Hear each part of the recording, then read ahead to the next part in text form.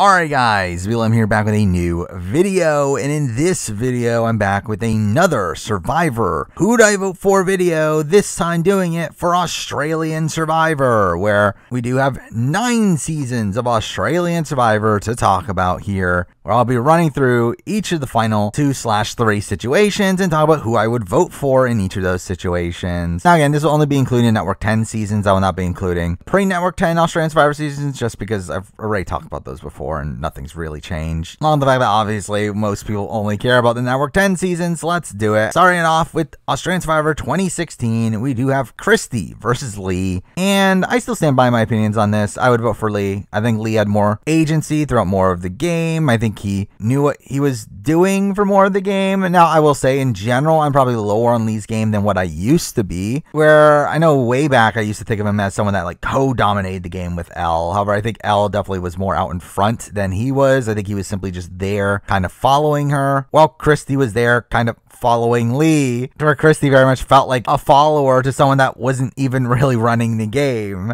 So again, I still stand by Christy made the wrong choice at the final 4 to go to a final immunity challenge against Lee and Elle, where both of them were going to cut her and were both much more likely to win final immunity than her, along with the fact that she gets saved by non-elimination at a point. And again, just overall, I don't think Christy's game's particularly good. Lee, again, I think my opinion of his game is lower over time, but it's still better than Christy, so again, I would vote for Lee. Next up, for Australian Survivor 2017, we got Jericho versus Tara. And this one's pretty easy for me. My vote would go to Jericho. Now, I will say my opinion on Jericho's game has gone down over time as well, where, again, I think while he was a major decision maker at points in the game, I don't necessarily agree with a lot of the decision making he does. And some of that decision making completely backfired on his own allies, where he does lose Luke and Sarah while he's able to recover from that. I think in that position, he's pretty fortunate to have this massive target and Lockie still in the game, winning challenges to essentially act as a shield for him in a way that Jericho wasn't really even actively doing that. Now, I do think Jericho does very good work with Tara, keeping Tara on his side, where that really ends up saving him in the very end of the game. But again, Jericho's game is a bit of a mixed bag to me. I think he does very good social work for a lot of the season. However, I do think his strategic decision making is a bit flawed at many points in the season. However, again, he's against Tara, who I would never vote for. She got voted out of the game, came back. Even when she came back, she wasn't particularly playing that well. And while she does have a lot of agency in the end game, it was simply because everyone knew she was a GOAT. So again, I don't think she played that well, so I would vote for Jericho. Next up for Champions for Contenders 1, surprisingly the last season that I've previously talked about. It's kind of weird to think about that the last time I did this video, we were this early on in Australian Survivor history. But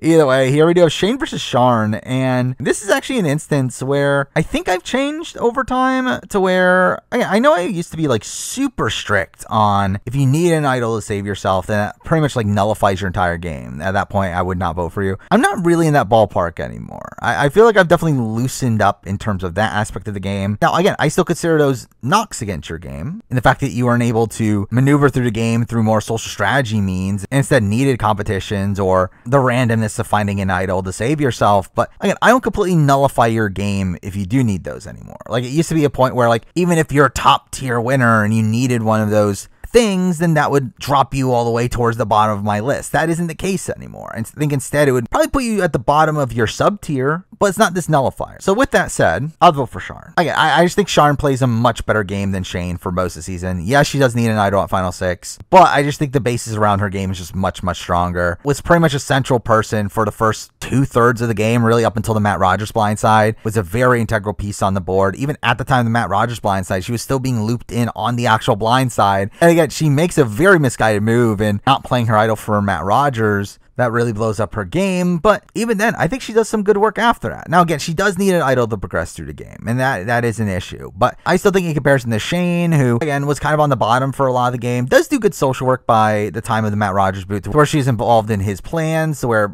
he then gets taken out and is on the bottom again. Again, like, I think there is some decent stuff there, Shane. I think her end game, particularly her relationship with Brian Lake, was very strong. She obviously gets Sharn to take her to the end. Again, there's good things there with Shane. However, I just think Sharn's game is all around much better. I would vote for Sharn. Next up for Champions vs. Contenders 2. Again, finally new situations to talk about. We got Pia versus Baden. And the thing is, I don't think either of them are particularly strong, to be honest. I think Baden was kind of just a follower for a lot of the game. He was kind of just there, where while he was with the majority, he wasn't really doing much actively. And Even when we get towards the end game and he finally has a bit more agency, I would still give Harry a lot more credit for those things. While Pia, I think, plays a pretty strong game up until the final 7, but then when the final 7 happens, her game is completely ruined. She is on the bottom from that point forward. She's saved due to the grace of Luke at the final 5. And really just all around, like, I don't think Pia's game is that great looking back on it. And to be honest, this is a Final 2 situation that I look at very similarly to the Amazons. I kind of look at Pia as this Jenna Maraska character, a person who played a very solid game for a lot of it, but then her end game is just complete trash. While I think Baden is more of this Matthew figure, this person who was on the bottom for a lot of the season, or simply wasn't that involved in the strategic decision making. And while he does get a little bit more agency in the end game, I still don't think he necessarily makes the right decisions. Now, with the Amazon situation, I did say I would vote for Matthew. However, I do think in this instance, I think I would vote for Pia because I do think Pia, one, was probably more integral to decision making earlier on in the game. We do see her really put a lot of the work in getting like David out in particular. And probably more integral is the fact that we don't have Pia winning out. Again, Jenna needed to win out, needed to win the final 2 challenges to get to the end. Pia didn't, was simply just not looked at as big of a threat as Luke. And then at the final 3, she's able to actually convince Baden to take her to the end. So again, I feel like I would vote for Pia here, but it's still not a vote I'm super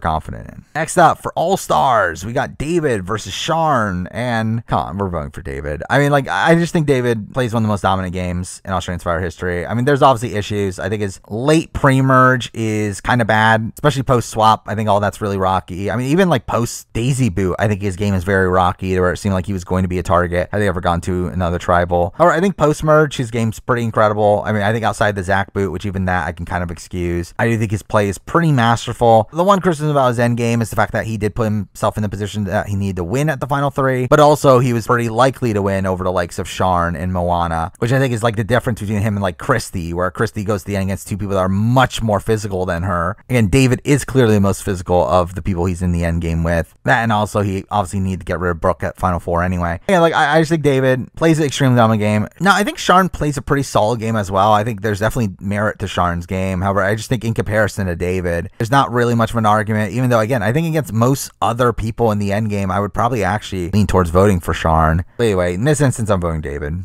Next up, for Brains versus Braun, we have Haley versus George, and this is one where I think both games are pretty flawed. I mean, obviously people talk about both of these people extremely fondly, and again, there's reason for it, but I do think both games are not the greatest. I mean, Haley obviously gets voted out and comes back to the game, and I think there are things to justify it on this season. The fact that the way that she does get voted out is a very wonky circumstance where it's all perpetuated by a twist. Again, I get it, but she also does fail in her vote-off round, which was a genuine round of gameplay.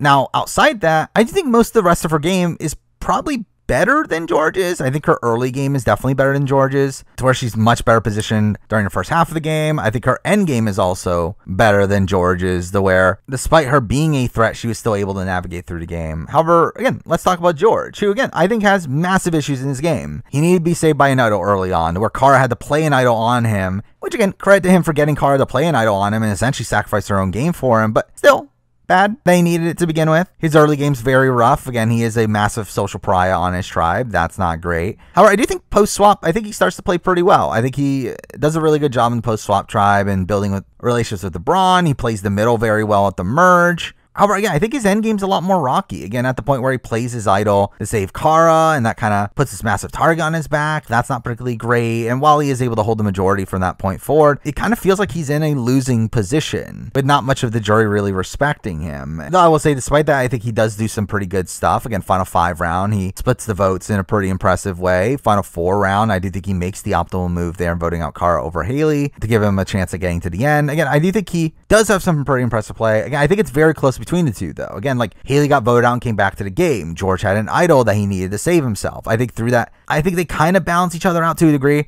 My big thing, though, and I stand by this, I think the reason I would vote for George here is because George literally outplayed Haley in the round that Haley went home. Again, literally the round where Haley goes home is literally a battle between Haley and George for the trust of the Braun tribe. And George outright wins. Haley is voted out unanimously in that specific round of gameplay. So I think for me personally, I would vote for George, but I could definitely see the argument for either one. Next up, for Blood versus Water, we have Mark versus Chrissy versus Shay, and I'm obviously voting for Mark. Mark. I mean, again, Mark needed an idol, but it was also a situation where everyone knew he had an idol and wanted to flush his idol. So again, I don't really put much fault in him needing the idol there, considering it was literally a situation where they specifically put the votes on him because they knew he was playing the idol. Really outside of that, again, I think he played a really dominant game for the first 2/3 of the game. His end game's a little bit rocky, but even then has some impressive maneuvers, particularly in getting KJ to essentially just accidentally vote herself out. Him also getting the votes to take out Josh at 4. Again, I think there's some really good play there. Now I will say, I would not be opposed to voting for Chrissy either. While I do think Mark definitely played a better game than Chrissy's someone that I think also plays a solid game in her own right, to where if she gets to the end against someone that isn't Mark or Josh, I think there's an argument to be made that I would vote for her. Shay, again, I would never vote for Shay. There's no chance. But again, Chrissy and Mark I think are good finalists, but I think Mark is just by far the better one of the two, kind of running the game for first 2/3 of it, and even having some impressive play at the end. So again, my vote would go to Mark. Next up, for heroes versus villains, we got Liz versus Matt versus Jerry, and I think this one's tough because I think they're pretty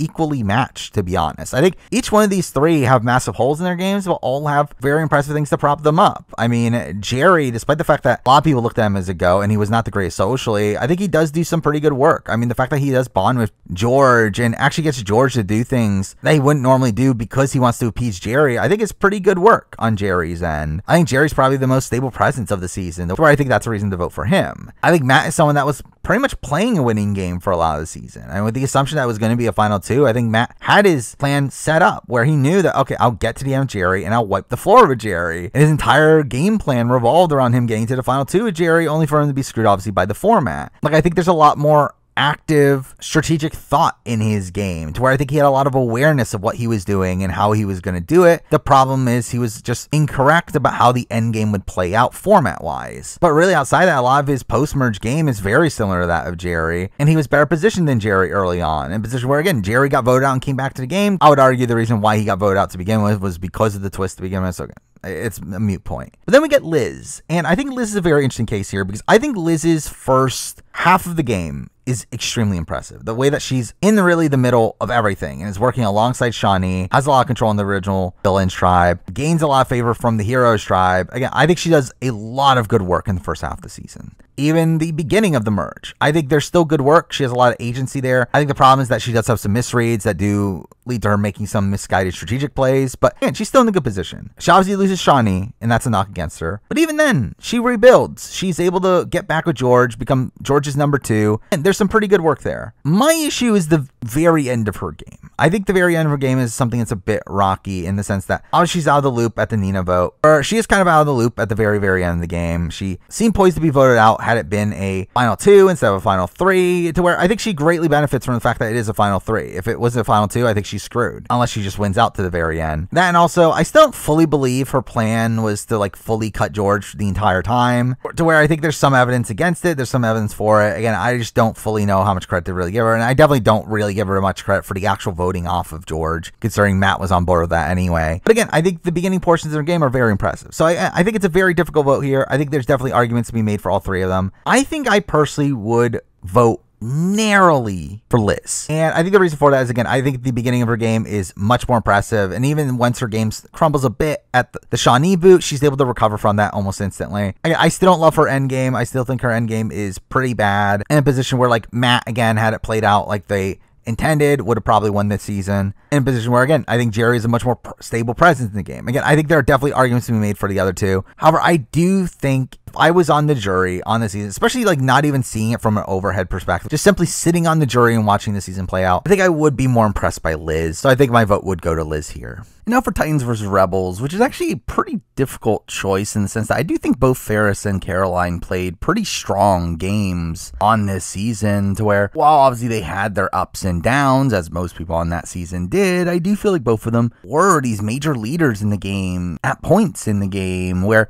straight up, I think Caroline's pre-merge is probably stronger than Ferris's. I think Caroline had full control over her two tribes, to where, while I do think she was very fortunate at the timing of the swap, again, she still remained in control throughout that entire time. While Ferris obviously loses control post-swap, and even then there was a coup started against him in the middle of the pre-swap phase, and again, after a swap he has to play from the bottom. Though once we get to the merge, I do feel like Ferris's game becomes a lot stronger. It feels like Ferris was a lot more ingrained within the majority and was working alongside Kirby and really running things from the mid-merge phase on, and Ozzy ends up being extremely well positioned in being able to keep his idol until the final 5 and keeping Kirby around as a shield. Now, obviously, he does have a little bit of a rocky path to the final 2 where he does need to win final immunity, and even that final 4, he becomes a little bit fortunate the fact that he doesn't get the votes painted on him. Though, to be fair, I think he probably would have won Fire Making anyway, and obviously, he had Raymond's loyalty to where, again, in comparison to Caroline, again, I feel like Caroline was kind of in and out of the majority at points. Again, gets very fortunate the fact that Kitty gets saved at the merge vote, and then obviously eventually loses at the Eden vote, is not in on what's going on during the Raymond vote, obviously fails at her final 6 move, to where, again, I think solely because of the post-merge, I think my vote would go to Ferris. Again, I think Caroline's pre-merge is stronger, though I do think Ferris's post-merge is stronger. So while I do think Caroline was better positioned at the tail end of the game, I do feel like Ferris's positioning throughout most of the rest of the post-merge was stronger, with him also being in on most of the plans going on, to where, again, my vote would end up going to Ferris. But with that, that is every season of Australian Survivor up to this point, talking about who I would vote for on each of those respective seasons. And moving forward, again, I'll continue to do these updated videos of videos I did 5 years ago, and I'll still have the same style of content moving forward. But with that, that is the video. Thank you for watching.